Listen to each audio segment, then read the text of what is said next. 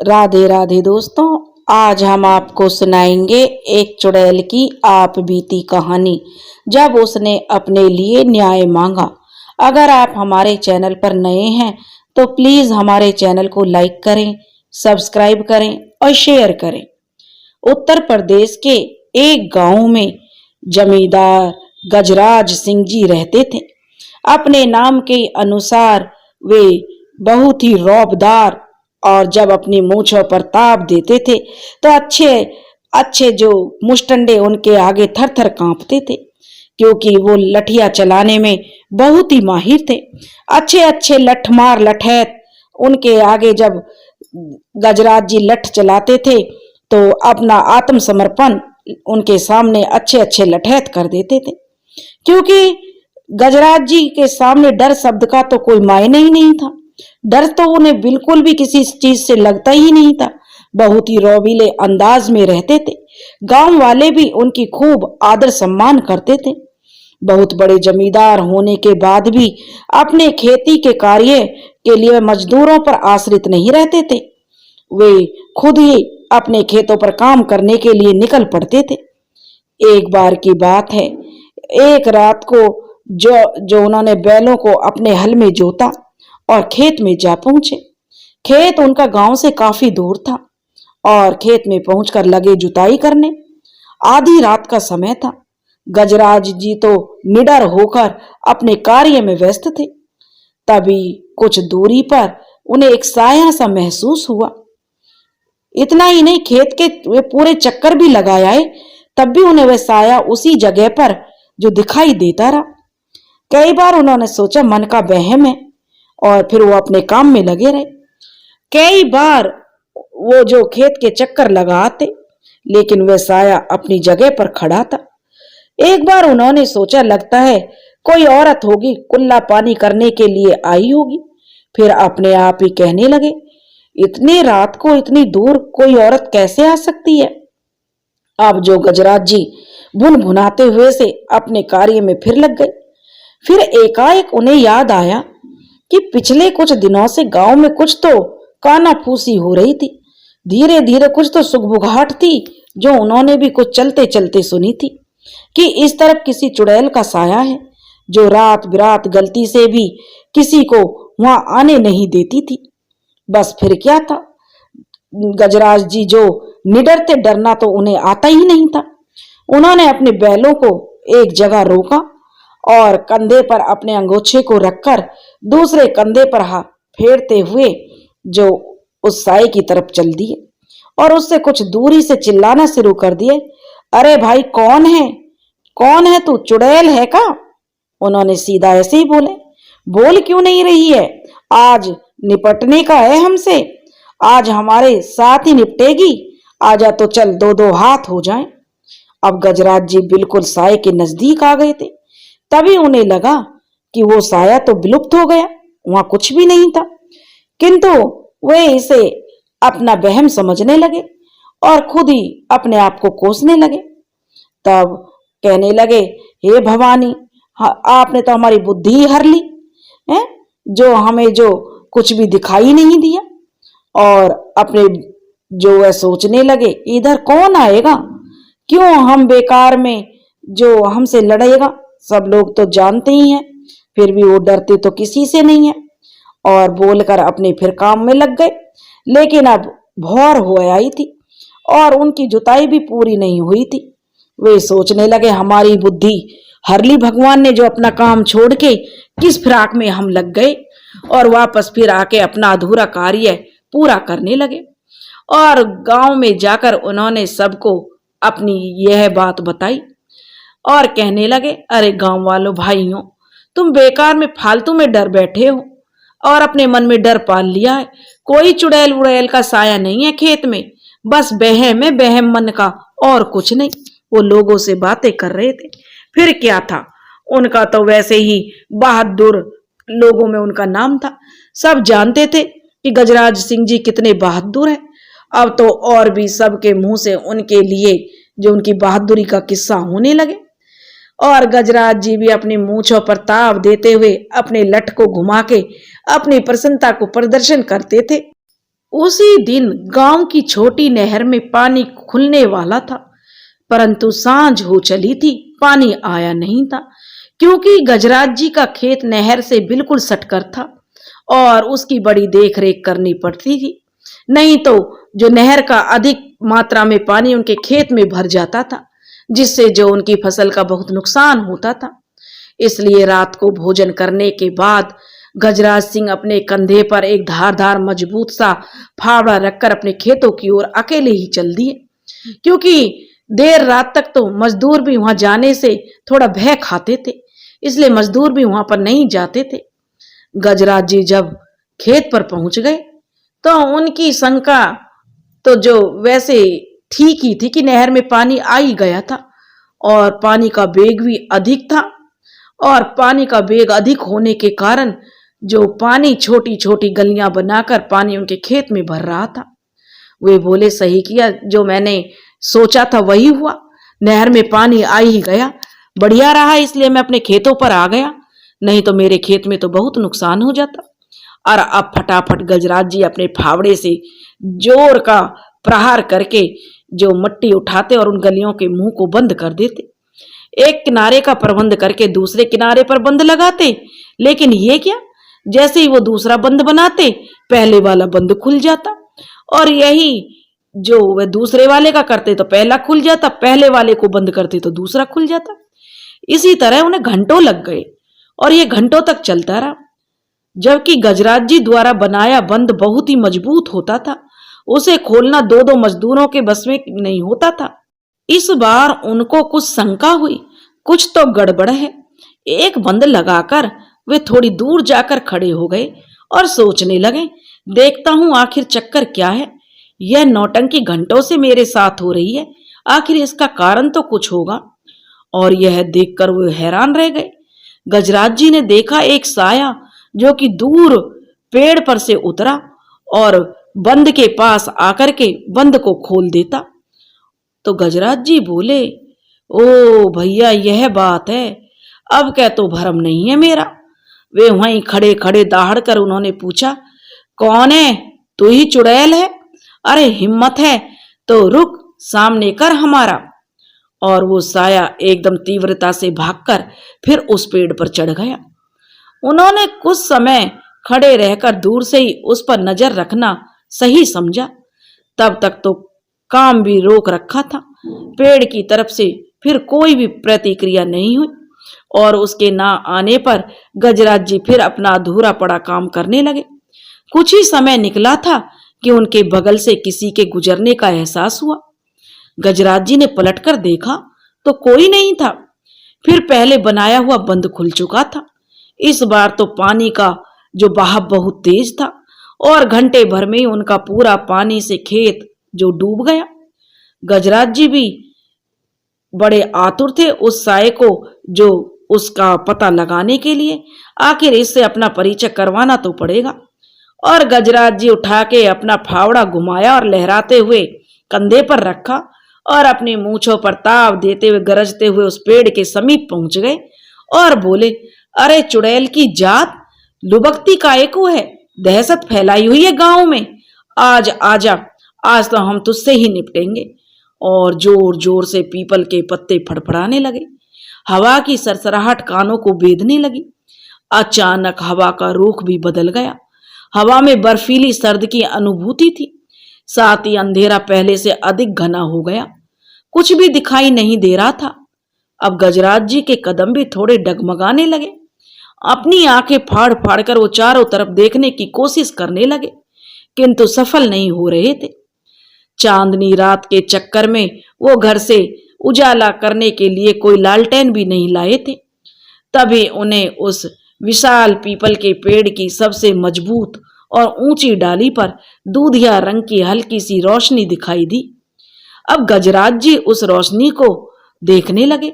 उस रोशनी में अजब सा आकर्षण था। उन्होंने बिना कुछ सोचे समझे उस डाली पर जाने का फैसला लिया। जैसे ही वे आगे बढ़े थे कि वो रोशनी बंद हो गई। उन्होंने अपने कदम पीछे की उतार लिए, पर अंधेरा इतना घना था कि कदम कहाँ रखें उन्हें समझ नहीं आ रहा था। फिर भी वह अंदाजे से अपने पैर इधर उधर रखकर उस पेड़ से नीचे आ गए और नहर के पास आकर बैठ गए। अंधेरा छटने का वो इंतजार करने लगे। अंधेरा तो छटा नहीं था, पर पीपल के पेड़ में फिर से तेज सरसराहट होने लगी। पत्तों के जोड़ की फड़फड़ाहट के साथ ही वो दूधिया रोशनी ऊपर की डाली से नीचे उतरती हुई गजराज जी से कुछ दूर आकर खड़ी हो गई, जहां पर गजराज जी बैठे हुए थे। अब गजराज जी ने आव देखा न ताव। उन्होंने बहुत ही शीघ्रता से फावड़ा उठाया और ललकारते हुए बोले, आज चुड़ैल तुझे मोक्ष ही मिलेगा। आज तेरी मुक्ति निश्चित है री चुड़ैल। कितना लुक्का छिपी करेगी मेरे साथ? अब बहुत हो गया, बस। उस रोशनी का पीछा करते हुए फिर से गजराज जी उस पेड़ के नीचे आ गए। रोशनी फिर उसी डाली पर जा बैठी। गजराज जी उसकी तरफ बढ़े ही थे, पर ठिठक कर वे वहीं रुक गए, वहीं जड़ हो गए। इस बार तो वे स्पष्ट रूप से देख रहे थे कि उस पेड़ की मोटी डाल पर दोनों पैरों के बीच में हाथ निकालकर पंजे के बल किसी ने सिर झुकाए कोई महिला बैठी हुई थी, क्योंकि वह आकृति महिला की थी। उसके बाल इतने लंबे थे कि डालियों से होते हुए जमीन को छू रहे थे। गजराज जी की यह देखते ही आंखें चौंधिया गई। उस आकृति के अलावा उन्हें अब कुछ नहीं दिखाई दे रहा था। अब तक तो उनकी आंखें पथराई और दहाड़ती सी बोलती भी बंद हो चुकी थी। तभी वो आकृति अपना सिर ऊपर उठाई। उसके चेहरे पर सिर्फ अजीब से बेडौल दांत दिखाई दे रहे थे, जिसे वह भयानक तरीके से फाड़कर लगातार ही करके हंसे जा रही थी। गजराज जी ने कांपते हुए स्वर में पूछा, अरे चुड़ैल, क्या है? क्यों परेशान कर रखा है सबको? क्या चाहती है तू? गजराज जी अभी अपनी बात पूरी भी नहीं कर पाए थे कि अचानक उस रोशनी से आ रही आवाज विलाप में बदल गई और अपने बेडौल दांतों को लगातार वह किटकिटाई जा रही थी और सिसकियां लेते हुए उसने अपने दोनों हाथों को ऊपर किया और पंख सा फड़फड़ाते ही वह गायब हो गई। उसके जाते ही अंधेरा भी छट गया और हवा भी, जो मौसम था वो पहले जैसा हो गया। सभी स्थिति पहले की जैसे हो गई। अब सब कुछ सामान्य होने के बाद गजराज जी ने वहां रुकना सही नहीं समझा। वे अपना काम अधूरा ही छोड़कर घर जाने में उन्होंने अपनी भलाई समझी। उन्होंने अपना गमछा उठाकर गले में लटकाया और फावड़े को कंधे पर रखकर घर का रास्ता पकड़ लिया, जिसके लिए उन्होंने नहर की पगडंडी का सहारा लिया, जो घर शीघ्र पहुंचने में सहायक था। पगडंडी पर 4 कदम का ही फासला तय किया होगा कि उनको ऐसा लगा कि उनका कोई पीछे उनको आहट की सी आवाज हुई। उन्हें पूरा यकीन था कि वो कोई और नहीं बल्कि वही चुड़ैल थी। इसलिए कदमों की रफ्तार उन्होंने बढ़ा दी और तकरीबन वो भागने लगे, पर वो बराबर वह आहट उनका पीछा नहीं छोड़ रही थी, उनके साथ चल रही थी। अब तक गजराज जी गांव के काफी करीब आ चुके थे। अब तक उन्होंने पगडंडी छोड़कर खेतों की मेंढ पर अपनी रफ्तार बढ़ा ली थी। उन्हें इस बात की तसल्ली के साथ कि अब तो इस चुड़ैल से मुक्ति मिलेगी, क्योंकि गांव के बहुत निकट आकर गजराज जी मन ही मन खुश हो रहे थे। गांव की जलती बुझती टिमटिमाती बत्तियों ने उस हर्ष को दुगना कर दिया था और इसी प्रसन्नता में वो पीछे करती हुई आहट के बारे में भूल गए। तभी उनके कानों में एक सरसरी सी हवा के साथ एक आवाज सी गूंजी। गजराज जी बुरी तरह सिहर उठे। वे पलटकर देखने की हिम्मत भी नहीं जुटा सके। उसके बावजूद भी उन्होंने चलना नहीं छोड़ा। तभी उन्हें याद आया कि बचपन में उनकी माँ अक्सर बताया करती थी, यदि कोई चुड़ैल पीछे पड़ जाए तो घबराना या डरना नहीं चाहिए, बल्कि निडर होकर आगे बढ़ते जाओ, और यदि साहस अधिक है तो बिल्कुल भी भयभीत हुए बिना पलक झपकने से पहले ही उस चुड़ैल की चोटी काट लो। बिना किसी को बताए उसे जहां भी रखोगे वहां बरकत होगी। जैसे भंडार घर में रख दिया तो अनाज की वृद्धि होगी और अनाज कई गुना बढ़ जाएगा। ऐसे करने वाला कभी धन धान्य से, जो कभी उसके पास धन धान्य की कमी नहीं होती, उसकी 7 पीढ़ियां जो धनवान बनती हैं। यही विचार करते हुए वे साथ ही साथ बड़बड़ा भी रहे थे। तो चुड़ैल हमारे पीछे नहीं छोड़ेगी रे। लेकिन किंतु हम भी हार मानने वालों में से नहीं है री चुड़ैल। तू जानना चाहती है ना, तो जान, हम भी कौन है, हम भी गजराज सिंह हैं। जब तक वो पीछे पलटते तब तक अचानक वो आहट घप से उनके कंधे पर आ बैठी। आज उनकी सारी वीरता धरी की धरी रह गई। अब तो मारे डर के उनका जो बुरा हाल था, पर उनको अपनी माँ की बात याद थी।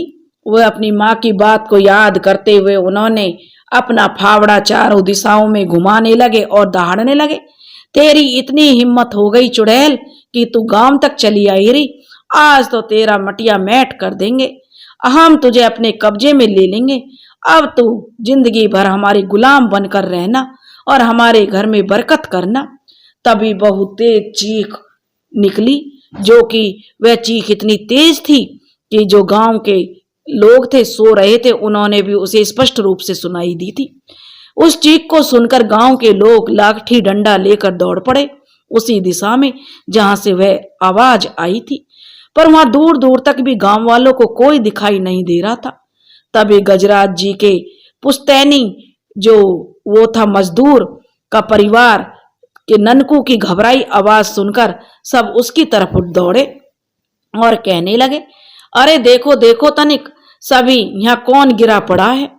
जो गजराज जी का मजदूर था वह बहुत तेज से चिल्लाया कि देखो यहाँ पर कोई गिरा पड़ा है। सभी लोग उस तरफ चले जिधर वह व्यक्ति गिरा पड़ा था। सब उत्सुकता से भागते हुए उस व्यक्ति को पलटने लगे कि सभी भौचक्के रह गए और सबके मुंह से एक साथ निकला, अरे यह तो गजराज सिंह जी हैं, पर ये यहाँ इस अवस्था में कैसे? चलो इनको संभाल कर उठाओ और घर ले चलो। क्या हुआ, कैसे हुआ, अब तो इनके होश में आने के बाद ही पता चलेगा। गांव के सरपंच जी आदेश देते हुए लोगों से बोले। आदेश मिलते ही गांव के 2-4 युवा लड़कों ने उन्हें सहारा देकर घर पहुंचाया। सर्दी भी नहीं थी, फिर भी उनका शरीर थर थर कांप रहा था। कई रजाइयां उठाई गईं, साथ में अलाव का सेक भी दिया गया, पर गजराज सिंह को कोई फर्क नहीं पड़ रहा था। माथे पर पसीने की बूंदें चटक आईं, पर उनकी कपकपाहट कम नहीं हुई। वो कांपते ही रहे, उनके दांत किटकिटाते रहे। अब तक तो सूरज महाराज भी जो आसमान पर दिखाई देने लगे थे, और लेकिन गजराज जी की हालत की खबर भी उनके प्रकाश की भांति गांव के आसपास चारों तरफ फैल गई। एक एक करके सब जिज्ञासा और उत्सुकता में उन्हें देखने आने लगे। उन्हीं के साथ गांव के छोटे मोटे मर्ज का इलाज रखने वाले वैद्य जी भी आ गए, और गजराज जी की दशा को देखकर वैद्य जी भौचक्के रह गए और कहने लगे, भैया इनका तो चेहरा बिल्कुल अंगार के जैसे चमक लाल हो रहा है और शरीर भी कतई दहक रहा है। वैद्य जी ने कहा कि यह तो मेरे बस की बात नहीं है। उन्होंने अपने हाथ खड़े कर दिए और कहने लगे, यह तो मामला बड़ा गंभीर है, इनको तब शहर के डॉक्टर को ही देखकर बता सकते हैं आखिर इनको क्या हुआ है। फिर क्या, गजराज जी को वहां ले जाना तो मुश्किल था और शहर का डॉक्टर गांव में आने को राजी ना होते थे, पर डॉक्टर साहब के हाथ पैर जोड़कर इलाज के लिए उन्हें गांव लाया गया। डॉक्टर साहब ने जो गजराज सिंह का निरीक्षण किया, उसके बाद डॉक्टर साहब बोले, कुछ नहीं, बस थकान और कमजोरी है। इन्होंने अपनी मेहनत से अधिक कार्य कर लिया है, इसलिए इन्हें आराम करने दिया जाए। इनकी दवाइयां शहर से लानी पड़ेंगी, जिसको समय से देते रहना है। दवाइयां कैसे देनी है और आपको दुकानदार बता देगा। मैंने पूरा निर्देश इस पर्चे पर लिख दिया है। और परिवार के अन्य सदस्यों को डॉक्टर साहब पर्चा थमाकर वहां से उनके शीघ्र स्वस्थ होने का आश्वासन देकर चले गए। डॉक्टर साहब के जाने के बाद उनकी बताई हुई बातों का पालन हुआ। समय से गजराज सिंह को दवाई दी जाने लगी, पर गजराज सिंह की हालत तो जस की तस बनी रही। उनके शरीर की तपिश कम नहीं हुई, उनका धधकते चेहरे की रंगत फीकी हुई थी। सुधरती भी कैसे?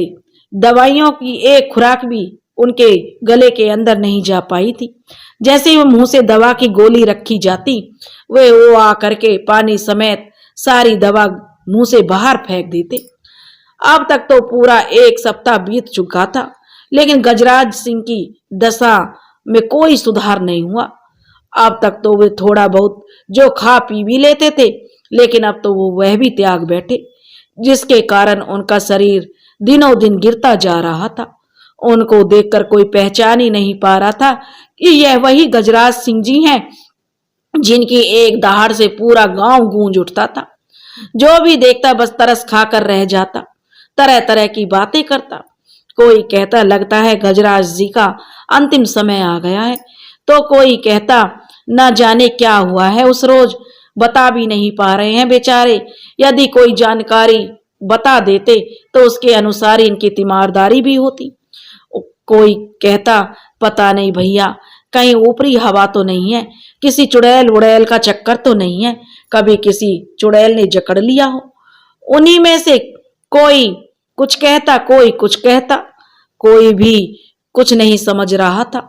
सब कहने लगे भैया यह तो अब तभी पता चलेगा जब गजराज सिंह को होश आएगा, वो सही से बोलेंगे, बताएंगे, तभी कुछ पता चलेगा कि उस दिन क्या हुआ। अभी तक घर वालों ने भी डॉक्टर वैद्य नहीं छोड़े थे, हर संभव इलाज करवाया था गजराज सिंह का, पर उन्हें कुछ भी लाभ नहीं हुआ। अब तो गांव वालों के साथ घर वाले भी मान बैठे थे कि अब शायद इनका अंतिम समय आ गया है। जितना भी हो सकता था घर वाले उनकी सेवा में दिन रात लगे रहते। एक दिन एक नायण पड़ोस के घर से बिटिया के जन्म का बुलावा लेकर आई थी, क्योंकि पड़ोसियों के यहाँ एक बिटिया का जन्म हुआ था और उनके घर में जो एक निमंत्रण लेकर आई थी गजराज जी की पत्नी के लिए, उसमें शामिल होने के लिए। गजराज जी की पत्नी ने एक बार तो निमंत्रण को अस्वीकार कर दिया कि कहकर कि देखो मेरे पति की तबीयत ठीक नहीं है, एक तो उनकी देखरेख, दूजे इन हालातों में कुछ भी अच्छा नहीं लग रहा। और उस पर बुलावर लेकर आई नायन ने भी कहा बात तो तुम्हारी सही है, लेकिन भाभी आइए, कम से कम बाहर निकलोगी तो इतने दिन से जो तुम्हारी दशा हो रही है, जितनी परेशान हो, तो थोड़ा तुम्हारा भी मन बटेगा और इधर उधर की बातें होंगी तो थोड़ा क्या पता कुछ अच्छा हो जाए, और क्योंकि मालिक साहब की देखरेख तो चलती ही रहेगी। गजराज जी की पत्नी ने निमंत्रण को स्वीकार करते हुए कहा ठीक है, और वह तैयार होकर नायन के साथ पड़ोसी के घर में चली गई। वहां पूरा गांव इकट्ठा था, पंडित जी भी आए हुए थे। छोटी सी हवन पूजा करवाई थी, जिसकी सुगंध से जो सकारात्मक ऊर्जा चारों दिशाओं को सुगंधित कर रही थी। महिलाएं ढोलक मंजीरे के साथ जो बालक के जन्म के समय में जो गीत गाए जाते हैं उन्हें गा रही थी। चारों तरफ प्रसन्नता छलक रही थी। सभी उपस्थित अतिथियों के जो वहां पर सब भूरी भूरी प्रशंसा कर रहे थे, कह रहे थे वाह भाई, बड़ी शानदार तैयारी की है बेटी के होने पर। इतना सुनते ही नवजात बच्ची के पिता ने बड़े गर्व से सबका अभिवादन करते हुए कहा अरे क्यों ना करें काका, आखिर बेटी बेटे से कोई कम थोड़ी होती है, बेटे बेटी में क्या भेद करना, बल्कि हम तो भाग्यशाली हैं जो हमारे घर पहले लक्ष्मी जी के चरण पड़े। सब कुछ इतना अच्छा था, पर गजराज जी की पत्नी का मन नहीं लग रहा था। उसका शरीर तो वहां था सबके बीच, पर उनका दिमाग और मन गजराज जी के पास ही भटक रहा था। तभी सभी एकदम से भौचक्के से रह गए और सभी ने एक स्वर में कहा अरे ये क्या, ये कैसे संभव है, ऐसा कैसे हो सकता है। इतना सुनते ही सभी महिलाओं ने एक साथ पीछे मुड़कर देखा। गजराज जी की पत्नी ने भी पलटकर देखा तो उनके हलक में ही आवाज अटक गई, जिसे देखकर सब आश्चर्यचकित हो रहे थे। वो कोई और नहीं, स्वयं गजराज जी थे। अपने जो बिल्कुल कमजोर शरीर के साथ, जो कि बिल्कुल ऐसे था कि अब प्राण निकले, उसके सहारे वो सबके बीच आकर खड़े थे। उन्हें देखकर सभी कार्यक्रम रुक गया, जिसे देखकर गजराज जी ने भर्राई और कांपते स्वर में कहा अरे बजाओ ढोलक, सखियों चुप काहे को हो गईं, सोहर गाओ, गीत गाओ, बहुत ही मंगल घड़ी है, आज तो अपार प्रसन्नता का दिन है। अरे बिटिया जन्मी है बिटिया। और बिना रुकावट बोलते हुए महिलाओं की गोद से ढोलक उठाकर गजराज सिंह ने अपने गले में लटका ली और दोनों हाथों से वह ढोलक बजाने लगे और पैरों में घुंघरू पहनकर नाच नाच कर एक एक जन के पास जाकर खुशी व्यक्त करते हुए कहने लगे और कि खुशियां बांटो, कन्या का जन्म हुआ है। सिर्फ पंडित बाबा के पास वह नहीं गए। पंडित बाबा तो उनके इस रूप को भांपते ही पहले वहां से खिसक गए थे। गजराज जी ऐसे ही घंटों नाचते रहे जब तक कि वो गिरकर बेहोश नहीं हो गए। उनकी ऐसी स्थिति पर सभी हैरान थे। जैसे तैसे गजराज जी को घर पहुंचाया गया। इसके बाद कि यह क्या हुआ, सब लोगों में खुसर फुसर शुरू हो गई। उसके बाद सबको यकीन हो चला था कि हो ना हो गजराज जी उसको उस चुड़ैल का साया है, उसने अपने साये में गजराज जी को जकड़ लिया है, जो गजराज जी जैसे बहादुर व्यक्ति को भी इतना कमजोर और लाचार बना दिया है। अब तो डॉक्टर वैद्य हकीम छोड़कर सभी ने झाड़ फूक पर उम्मीद जताई, पर यह तो पंडित बाबा के बस की बात भी नहीं थी। अब इसके लिए तो कोई बड़ा जानकार ही चाहिए था, पर कौन, इसकी जानकारी किसी को नहीं थी।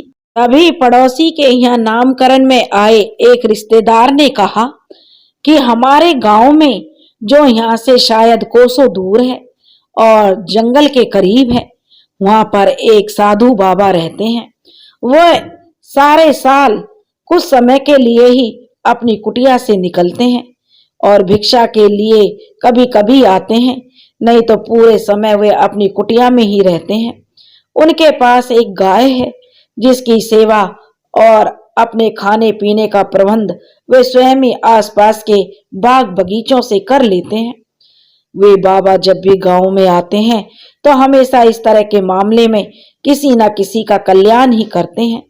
मुझे तो लगता है कि गजराज जी की इस दशा का तोड़ भी बाबा के पास जरूर होगा। जानकारी मिलते ही गजराज सिंह के परिवार के लोग उस बाबा के पास जा पहुंचे और उन्हें सारी बात बताकर उनसे निवेदन किया, बाबा आप ही अब हमारा सहारा है, आप ही हमारा कोई मार्गदर्शन करें। साधु बाबा वैसे तो कम ही बोलते थे, लेकिन उन्होंने सभी कीर्ति में सिर हिला दिया कि ठीक है, मैं तुम्हारे साथ चलूंगा। और साधु बाबा ने अपनी छोटी सी मैली सी केतली नुमा कोई पात्र उठा लिया और बाड़े में बंधी गऊ माता को सांझ तक का चारा देकर सबके साथ चल पड़े। साधु बाबा गजराज सिंह के घर पहुंच गए और गजराज सिंह के सिराने बैठ गए और वहां उपस्थित सभी लोगों को वहां से जाने का इशारा किया। साधु बाबा अपनी आंखें बंद करते हुए अपने केतली नुमा पात्र से कुछ जल की बूंदें हथेली पर लेकर उनके चेहरे पर लगा दी। गजराज सिंह के अपनी घनी लंबी सफेद दाढ़ी पर हाथ फेरते हुए साधु बाबा आसमान की तरफ सिर उठाकर बड़ी देर तक कुछ बुदबुदाते रहे। धीरे से उन्होंने अपने दाहिने हाथ की हथेली को बड़े ही प्यार से गजराज के माथे पर फेरते हुए पूछा, कौन हो तुम? अब गजराज जी के चेहरे की लालिमा फीकी पड़ चुकी थी, आंखों से आंसुओं की धार बह चली थी। उनके मुख से कुछ नहीं निकला सिवाय सिसकियों के। साधु बाबा अपना हाथ उसके माथे से हटाते हुए बोले, अभी सो जा और तब तक ऐसे ही रहे, इस शरीर का ताप मत बढ़ा, इसको सामान्य रहने दे। मुझे पता है तू किसी का बुरा नहीं चाहती, पर जिस शरीर में है उस शरीर की रक्षा करती रहे, क्योंकि यदि तू इसे ही शरीर का नाश कर देगी तो तेरी उचित अनुचित इच्छा, तेरी मुक्ति का मार्ग या जो भी तेरी मनसा है, हम उसे पूरी कैसे करेंगे? जब तक तू हमें बताएगी नहीं तो हम तेरी मदद नहीं कर पाएंगे। साधु बाबा ने जो गजराज के परिवार के लोगों को जल का कुछ अंश दिया और कहा, हर 2 घंटे में यह जल गजराज के पूरे शरीर पर मलते रहना। पूरी रात इनके पास जो भी सदस्य बैठे उसकी एक पल के जो झपकनी नहीं चाहिए। और दूसरे ही दिन फिर आकर साधु बाबा ने बात करने का भरोसा दिया और वहां से विदा लेकर चले गए। सारी रात गजराज जी के पास जो भी बैठता वह अपलक उन्हें देखता रहता। बाबा के निर्देश अनुसार हर 2 घंटे में उनको जल का लेप किया जाता। इधर फकीर बाबा अपनी कुटिया में पूरी रात बैठकर दोनों हाथों को खोलकर सिर को आसमान की तरफ करके होठों से बुदबुदाते हुए दो पात्रों में जल की अदला बदली कर रहे थे। उन्होंने पूरी रात अपलक बिना सोए हुए काट दी और इस बार साथ लिवाने गए सज्जन से अपने साथ अपनी गौ माता को भी लेकर चलने के लिए कहा। जो साधु बाबा को लेने गजराज के घर से गया था, उससे कहा कि मेरी गौ माता को भी मेरे साथ लेकर चलना होगा। शायद उन्हें यह अंदेशा हो गया था कि इस काम में समय अधिक लग सकता है और फिर उनकी अनुपस्थिति में गौ माता भूखी रह जाएगी। साधु बाबा के इधर गजराज जी के घर पहुंचने के पहले ही उनके घर पर सरपंच जी के साथ गांव के अन्य लोग भी इकट्ठा हो गए थे। बाबा जी सबको अनदेखा करते हुए सीधा गजराज जी के पास जा पहुंचे और उन्होंने फिर वही प्रक्रिया दोहराई।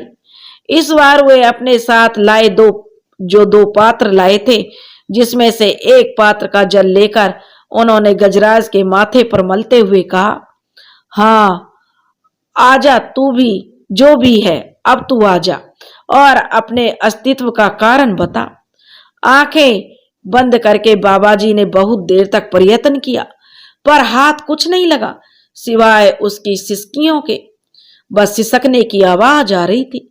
साधु बाबा कुछ सोच विचार करके बोले और उनसे कहा कि जाओ, गांव घर के जो लोग थे उनसे ढोलक मंगवाई और घर के आंगन में कुछ महिलाओं को इकट्ठा किया कि तुम सब खुश होकर गीत गाओ और स्वयं गजराज जी के माथे को लगातार वे प्यार के जल के साथ स्पर्श करते रहे। उनकी युक्ति काम कर गई। गीतों की ध्वनि ने गजराज जी के शरीर में फिर से चेतना ला दी। चेतना ही नहीं बल्कि वो तो अपनी चारपाई से उठकर आंगन में जाकर नाचना शुरू कर दिए। साधु बाबा ने अवसर पाकर दूसरे पात्र का जल फेंकते हुए पूछा, कौन है तू?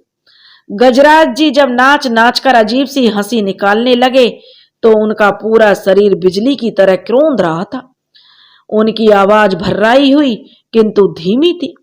आंखों से निकलते आंसुओं का रंग रक्त में जो बदल गया, उसी भरे गले से उन्होंने कुछ धीरे धीरे बोलना शुरू किया।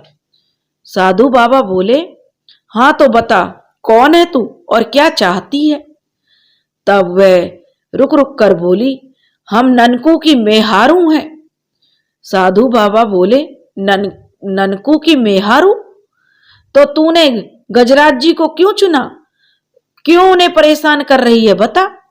तब वह बोली, मालिक के सिवा कोई किसी में इतनी हिम्मत नहीं कि वो हमारा वेग सहन कर सके। सबके सब पापी हैं यहाँ। साधु बाबा बोले, पर क्या चाहिए तुझे? तब वह बोली, मुझे तो न्याय चाहिए। फकीर बाबा बोले, न्याय? कैसा न्याय, बता। तब वह बोली, पहले पंचायत बुलाओ। गजराज जी के शरीर की रफ्तार अब धीमी पड़ चुकी थी। साधु बाबा भांपते हुए बोले, तू रुक जा, मत जाना कहीं, और जाना भी नहीं है। तू जो बोलेगी वो सब होगा, लेकिन तुझे एक वादा करना होगा। तूने जिस जिस्म पर कब्जा किया है उसे मुक्त कर देगी। तब वह रुकते हुए बोली, हकलाते हुए, हमें पहले पंचायत बुलवाओ और हमें न्याय चाहिए। हमें पहले पंचायत बुलवाओ, हमें न्याय चाहिए। साधु बाबा ने कहा, ठीक है ठीक है। साधु बाबा ने सरपंच जी से कहा, कृपया करके पंचायत बुलवाइए, और अन्यथा संभव है कि इन सब से जो गजराज को जो कुछ ऊंच नीच हुआ तो वह चुड़ैल अधिक शक्तिशाली हो जाएगी। इसलिए जैसा कहा जाए वैसा करो। अभी तो मात्र शरीर पर कब्जा किया है, अगर इसने एक भी जान जो चली गई तो ये हाथ नहीं आएगी। फिर एक के बाद एक करके ना जाने कितनी जाने और जाएंगे और उसकी शक्ति जो उतनी ही बढ़ती जाएगी।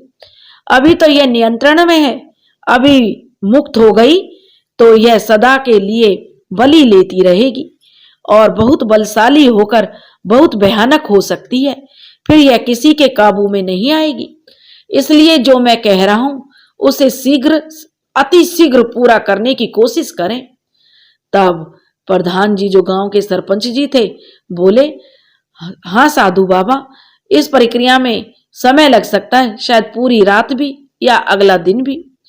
तो वे बोले, जी बाबा जी, हम तुरंत ही प्रबंध करते हैं, आप चिंता मत करो, बस जल्दी से जल्दी पंचायत का बैठाने का इंतजाम करो। हाथ जोड़े सरपंच जी ने बाबा से कहा, बाबा, अन्य पंचों को पंचायत घर में आने का बुलावा भेजवा दिया है, जल्दी ही सब पंच इकट्ठा हो जाएंगे। शाम का समय था, समय पर सभी पंच पंचायत सभा में उपस्थित थे। अब बात चुड़ैल की थी। जो गांव और गांव के आसपास के लोग जो भी सुन रहे थे, तकरीबन जिसने भी सुना, सभी उस सभा में उपस्थित होने का प्रयास कर रहे थे। सब अधिक से अधिक संख्या में उस सभा में जाना चाह रहे थे। अब तक तो पंचायत घर में बिल्कुल भी इतनी स्थान नहीं बचा, जिसे जहां जगह मिल गई वहीं जड़ हो गया। सब में यह जानने की उत्सुकता थी, आखिर मामला क्या है। इधर साधु बाबा सभा के बीच में आकर उन्होंने एक गोलाकार रेखा बनाई। उस रेखा को हल्के हाथ से गहरा करते हुए उसमें कुछ अनाज के दाने दबाने लगे। उस घेरे के बाहर उन्होंने फिर एक रेखा खींची और उस पर मोगरे की महक का इत्र का छिड़काव किया। साथ ही हाथ में सूखी मिट्टी लेकर फूंक मार मार कर चारों तरफ फैलाते रहे। अब उस गोले के मध्य में गजराज जी को लाकर लिटा दिया। साधु बाबा ने सबको उस गोले से दूर रहने का आदेश दिया और स्वयं गोले के बाहर, किंतु गोले से सटकर बैठ गए। खुद से पर्याप्त दूरी पर ही जो उन्होंने महिलाओं को ढोलक और मंजीरे के साथ बैठा दिया कि मुझसे थोड़ी दूर होकर बैठो, और उनका इशारा मिलते ही गीत गाने को कहा। साधु बाबा आसमान की ओर देखकर दोनों हाथों को खोलकर होठों से बुदबुदाते कुछ बुदबुदा रहे थे और जोर से गोले के अंदर की मिट्टी उठाकर गजराज जी के ऊपर फेंक दी। गजराज जी के अचेतन शरीर में हल्की सी हलचल होती। तभी साधु बाबा के पास बैठी महिलाओं को साधु बाबा ने गीत गाने का संकेत दिया। औरतें तेज आवाज में गीत गाने लगी और जो गोले के बीच में गजराज जी का जो बिल्कुल ही निर्बल शरीर में जो हलचल होने लगी और वो एक झटके से उठकर बैठ गए, बिल्कुल ऐसे ही जैसे पीपल के पेड़ पर उसी अवस्था में बैठी हुई गजराज ने देखा था। उसी अवस्था में गजराज जी बैठ गए। गजराज जी दोनों पैरों के मध्य में अपने हाथों को घुमाकर पंजे के बल बैठकर दांतों को जोर जोर से किटकिटाने लगे और हुम हुम की हंकार भरने लगे। न्याव चाहिए, मुझे न्याव चाहिए का रट लगातार करते जा रहे थे। साधु बाबा बोले, अब बोलो क्या समस्या है तुम्हारी। फिर जो गजराज जी थे उनके मुंह से एक औरत की आवाज आई, हमें न्याव चाहिए। साधु बाबा बोले, कैसा न्याय। तो वह कहने लगी, हमारे और हमारी बिटिया की हत्या का न्याय चाहिए। फकीर बाबा बोले, हत्या? कौन सी हत्या? पर तुम्हारी हत्या तो हमने सुना है जब तुम्हारे बच्ची पैदा हुई थी, तुम्हारी मृत्यु हुई थी जचगी में, अधिक रक्तस्राव के कारण तेरी बिटिया को सांस लेने में दिक्कत थी, जिससे वह जन्म के कुछ पल बाद ही दुनिया से विदा हो गई। तो फिर कैसी हत्या और कैसा न्याय चाहिए तुझे? वह जोर जोर से गुर्राने लगी, कहने लगी, न्याव चाहिए, न्याव। साधु बाबा बोले, देखो जो भी है साफ साफ बोलो, नहीं तो हमें कैसे पता चलेगा कि क्या बात है। सभा में सभी लोग सांस रोककर उनकी सारी बातें सुन रहे थे। सब यह जानने के लिए उत्सुक थे कि अब क्या होगा।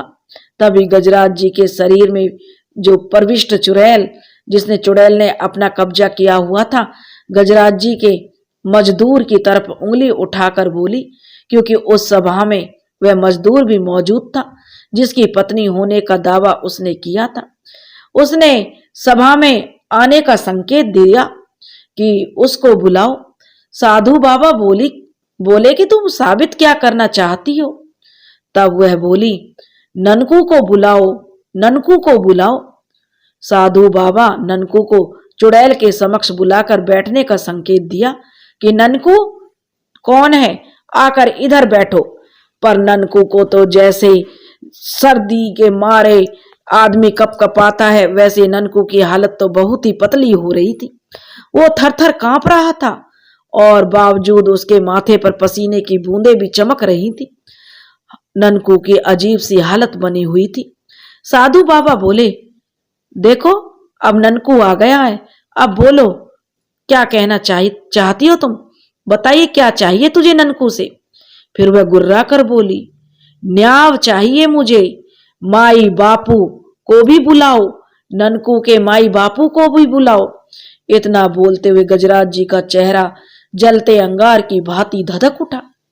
साधु बाबा ने कहा, ननकू के माई बाप को भी बुलाओ। और ननकू के माई बाप दोनों हाथ जोड़े कांपते हुए फकीर बाबा के पैरों में आकर गिर पड़े। कहने लगे, बाबा हमसे बहुत बड़ी भूल हो गई बाबा, अब हमारा बचाव कर लो बाबा, आप कैसे भी आप ही हमारा सहारा हो बाबा, आप हमें बचा लो, हम सब अपनी गलती स्वीकार करते हैं, हम सबको बचा लो बाबा। ननकू के माता पिता जो साधु बाबा के चरणों में जो रोने लगे और उनसे विनती करने लगे।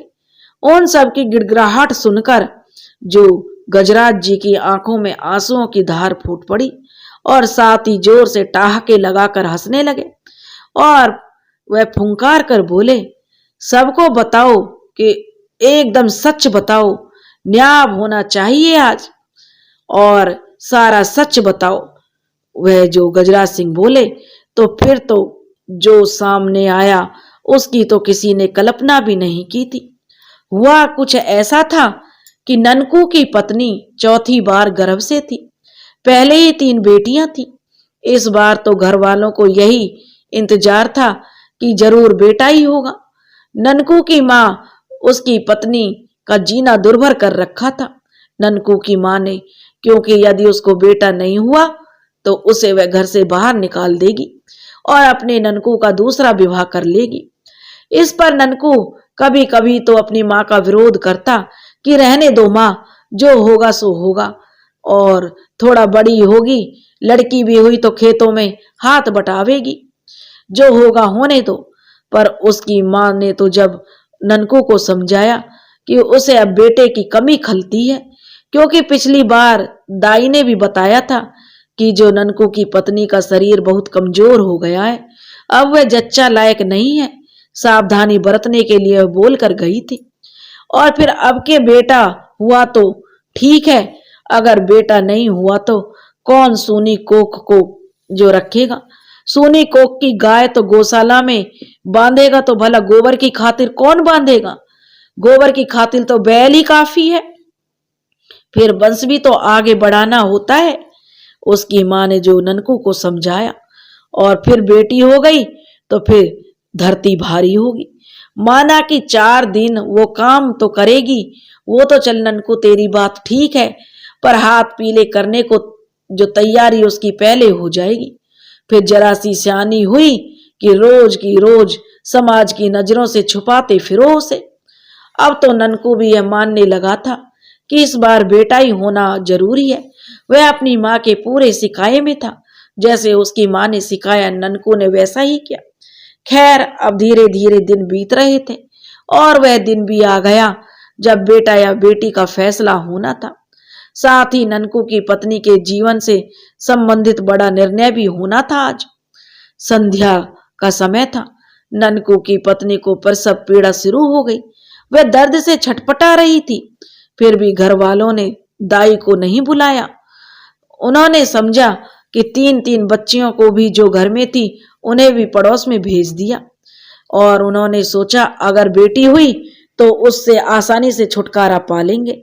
और जैसे तैसे बिना किसी दारू दवा के देर रात उसकी जचकी हुई बेचारी दर्द से तड़पती रही, जबकि उम्मीदों के विपरीत उसने एक सुंदर सी कन्या को जन्म दिया। ननकू की पत्नी कन्या को जन्म देकर अचेत हो गई। अब क्या पता, अब तो गाज ही गिर गई पूरी परिवार वालों पर। फिर क्या, उन सब के सर पर पाप सवार हो गया। रातों रात सबने बच्ची से मुक्ति पाने की घिनौनी योजना बनाई।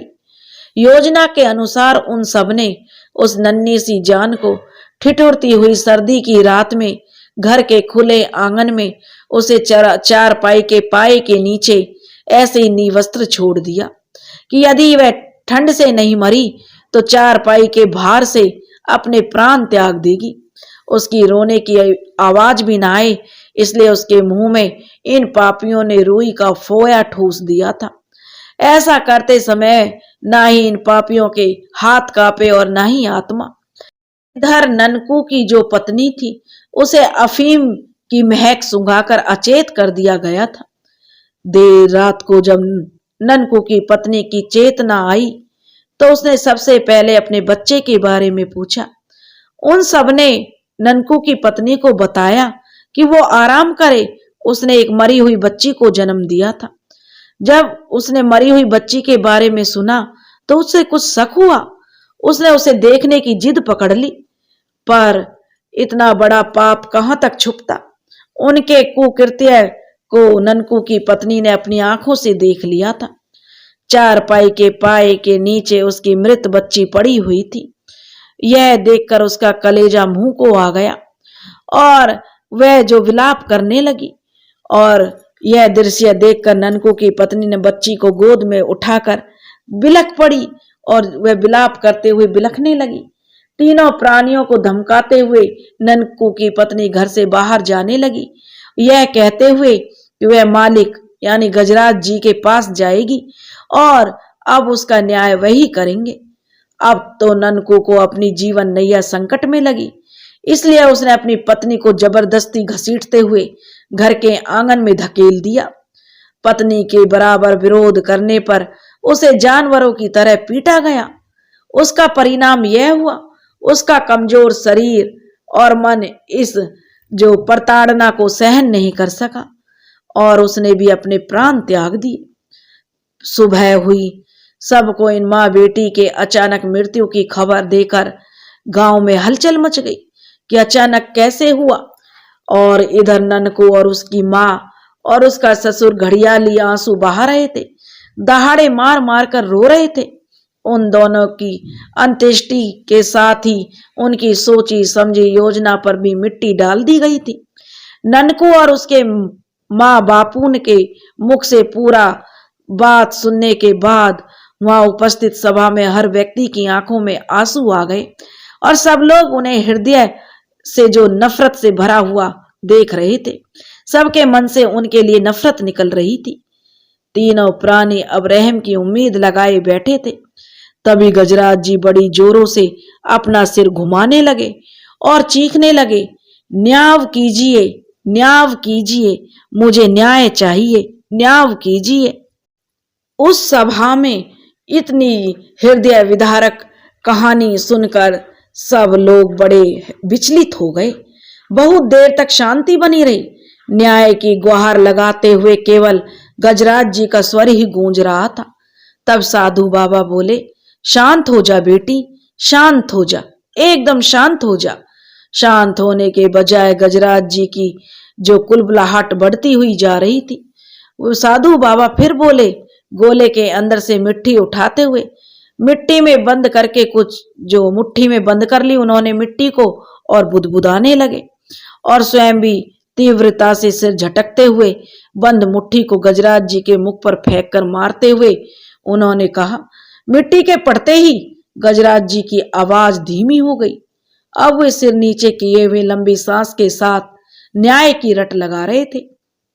साधु बाबा ने सभी पंचों से न्याय की गुहार लगाई और कहा, सभी पंचों से मेरा निवेदन है, कृपया करके आप लोग इस बेचारी के साथ हुए अन्याय को उचित न्याय करें। सरपंच जी बोले, बता, अब तू ही बता। उससे कहने लगे, क्या किया जाए इन सब के साथ? जो तू बोलेगी उसमें हम सबकी सहमति होगी। बता, क्या सजा दी जाए इन सबको? गजराज जी बिना कुछ बोले झूमते हुए बस न्याय की रट लगाए जा रहे थे। तभी साधु बाबा बोले, माननीय पंचगणों, इसने बिना किसी को नुकसान पहुंचाए अपने न्याय के लिए गजराज जी को माध्यम बनाया, आप लोगों को आह्वान किया है। इसमें इतनी शक्तियां पहले से ही थी। यदि ये चाहती तो सीधा ननको और उसके परिवारजनों का अहित करते हुए अपनी और अपने बेटी के साथ हुए अन्याय का बदला ले सकती थी, लेकिन इसने ऐसा कुछ नहीं किया। शायद इस मार्ग को अपनाकर वो महज अपना ही नहीं वरना उन सभी को चेताना चाहती है जो इस प्रकार के कुकृत्य करते हैं या बेटियों को और पत्नियों को मारने की फिराक में रहते हैं।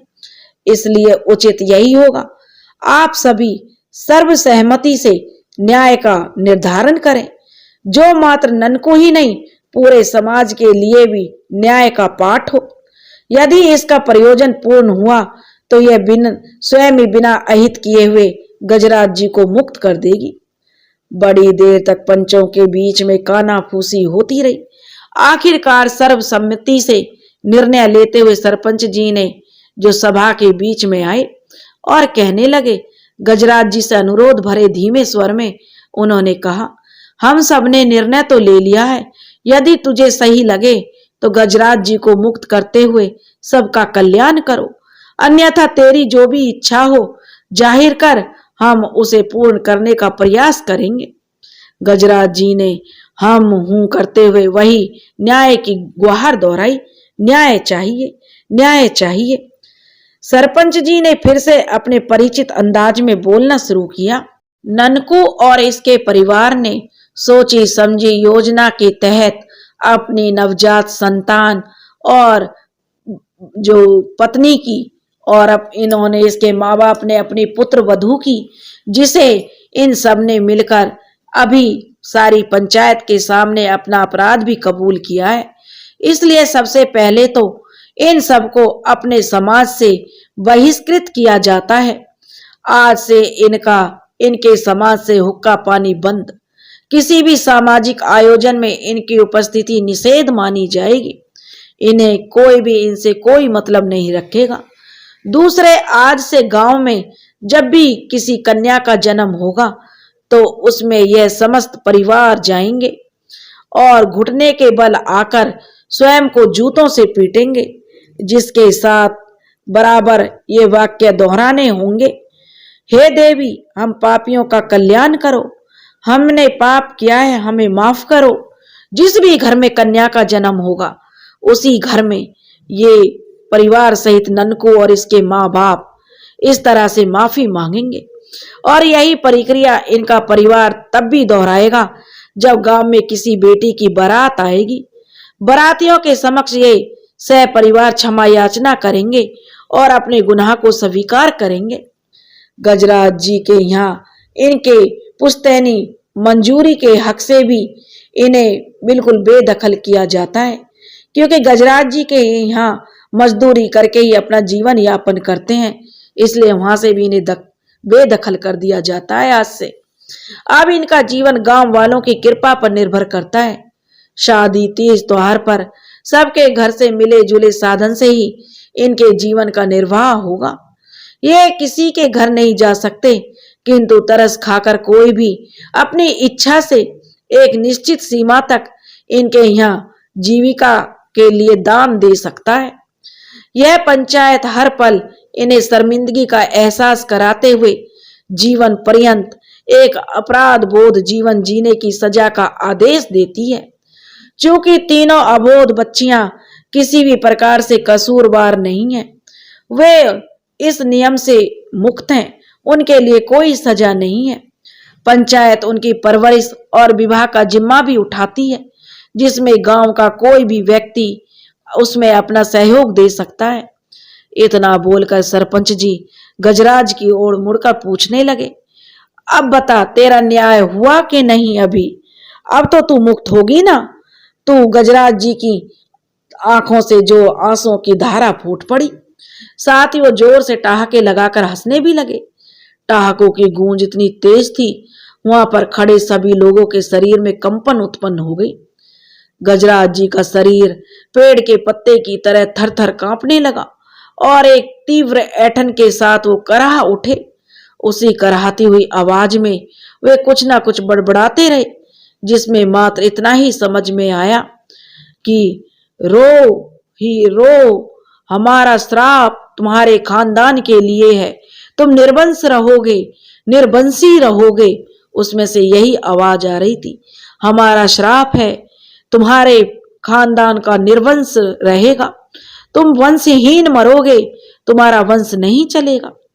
गजराज जी का शरीर मछली की भांति छटपटाने लगा, जैसे मछली पानी के बिना छटपटाने लगती है। और उनके जो एक बहुत ही दर्दनाक कराह के साथ वे सन्न से जमीन पर गिर पड़े और शरीर से एक धीमी सी दूधिया से प्रकाश निकलकर पुराने नीम के पेड़ की सबसे ऊंची शाखा पर जाकर विलुप्त हो गया, जिसका साक्षी पूरा गांव बना था। ननको और उसका परिवार शर्मिंदगी के बोझ से सिर झुकाए अपराधी की भांति जो अपने किए का प्रायश्चित करने के लिए खड़ा था। साधु बाबा हफ्तों गजराज जी के घर रुके रहे, जब तक कि साधु बाबा के इलाज से गजराज के अचेत शरीर में चेतना नहीं आ गई। वो शीघ्र ही अपने गजराज जी पूर्व अवस्था में आ गए, पर उन्हें पिछला कुछ भी याद नहीं रहा। वे तो सबको अपनी बहादुरी की कहानियां बताने लगे रहते थे कि भाई कैसे उन्हें चुड़ैल मिली थी और उन्होंने उसे गांव आने से पहले ही भगा दिया था। उनकी बातें सुनकर सब मुस्कुरा उठते थे। काफी दिनों बाद जब उन्हें पूरी बात मालूम हुई और उन्हें सत्य से अवगत कराया गया तो उन्हें बहुत ही आश्चर्य हुआ कि यह सब उनके साथ हुआ। इस घटना को गुजरे काफी समय हो गया। जिस नीम के पेड़ पर चुड़ैल की रोशनी विलुप्त हुई थी, उस पेड़ पर आज भी हर मौसम में हरियाली बनी रहती है, यहाँ तक कि पतझड़ में भी उसकी पत्तियां पीली नहीं पड़ती। जब भी गांव में किसी कन्या का जन्म होता या फिर उस पेड़ पर बच्चे खेलते हैं तो पेड़ की टहनियां झूमने लगती हैं। ऐसा लगता है मानो पेड़ खुश होकर गीतों के साथ नृत्य कर रहा हो। गांव में किसी भी बेटी का विवाह होता है तो उस नीम के पेड़ की लोग पूजा को शुभ मानते हैं और बिना उस नीम के पेड़ से भेंट कराए बेटी को विदा नहीं करते। बेटी के विदाई के ऐसे क्षणों में पेड़ की टहनियों में अजीब सी चरमराहट होने लगती है जो किसी के रोने का आभास करवाती है। उस समय ऐसा लगता है कि कोई माँ अपनी बच्ची की विदाई दे रही है। दोस्तों, अगर आपको हमारी कहानी पसंद आई हो तो प्लीज हमारे चैनल को लाइक करें, सब्सक्राइब करें और शेयर करें। राधे राधे।